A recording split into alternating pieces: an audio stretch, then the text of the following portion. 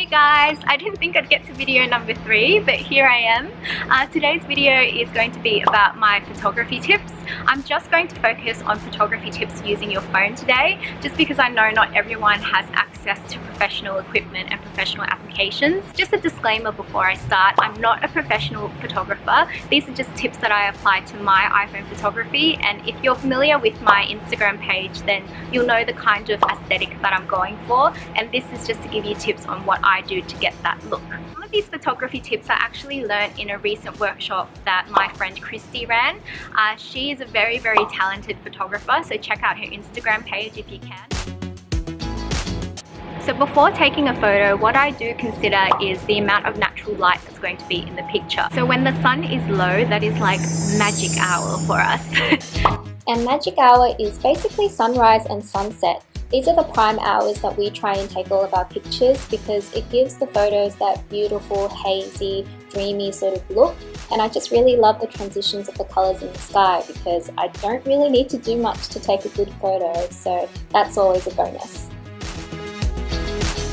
If you think of a picture, there's the foreground, which is what is in front and in focus on the picture, and there is the background. So when the light is low and soft, you can easily distinguish between the foreground and the background, and it just adds a little bit more depth to the picture. When you're taking pictures in the afternoon sunlight, it can be very harsh and give you very harsh shadows, and it also flattens the image so that you can't really distinguish between the foreground and the background, and you kind of lose that detail. The next thing I consider is the color contrast between me and my background. So if I know what I'm going to take a picture of on that day, I'll try and wear something that doesn't blend too much into the background, just so I kind of pop in the picture. Sometimes you might want that kind of like camouflage look in the picture, which is fine, but just for safe measure, I like to wear something that has a little bit of a contrast, just to give it that extra something.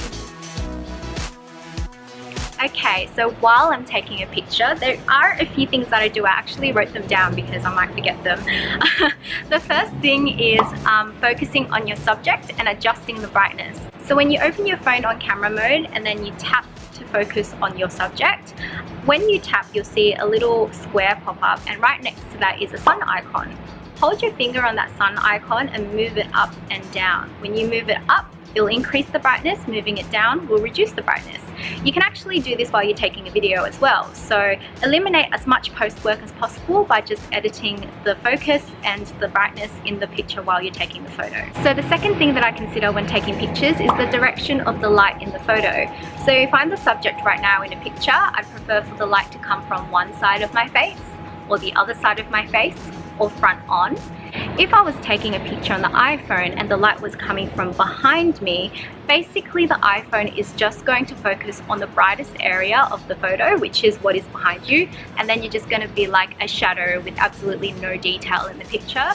So where I am here, light is coming from one side and the room is very well lit. Whereas in this example, if I was standing at the door there and the light was coming behind me, you lose all the details of the things that are around you and yourself. So if you're taking pictures on a professional camera, then you'll be able to edit it and get those details back post-production.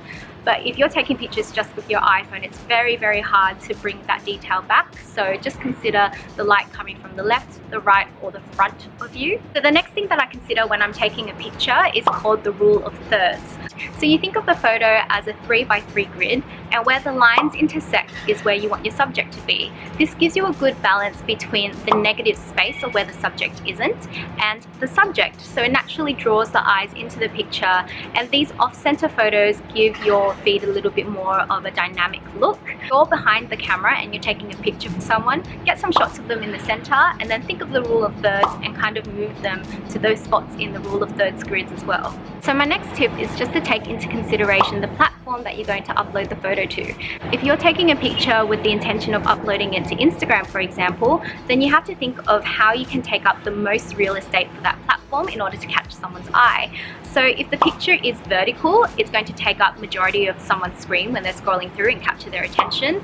If the picture is landscape, then it's kind of hard to see and it's easy to miss. If the picture is a square, then that's a good in-between, so those photos work well as well. If you're taking pictures with the intention of uploading multiple of them in an Instagram carousel, for example, a carousel has to have the images all the same size. So just consider that all of the pictures are going to have to be cropped the same size.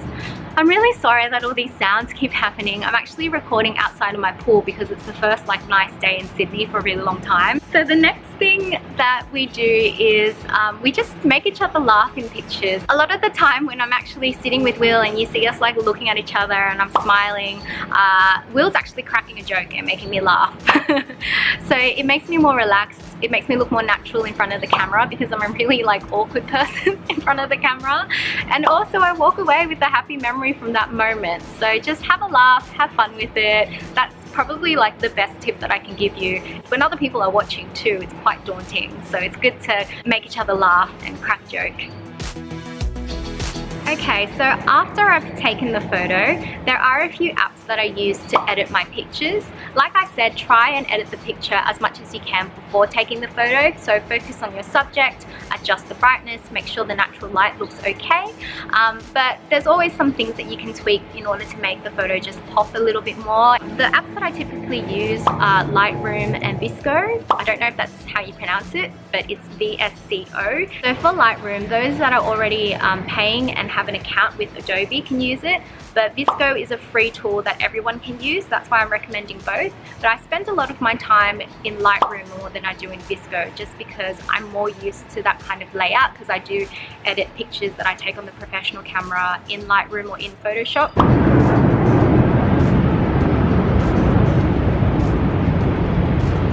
So I think it's very important to have a nice flow and a nice balance of colors in your Instagram feed. So I look at the pictures that I've posted previously and just what color would complement it next.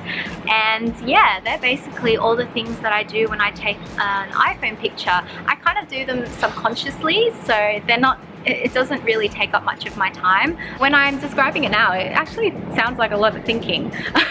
If you guys have some recommendations that you applied to your photography, definitely leave it in the comments below because that'll be really helpful.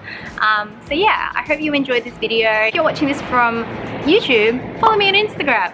Okay, no more shameless self-plugs. I'm done. Hope you enjoyed it.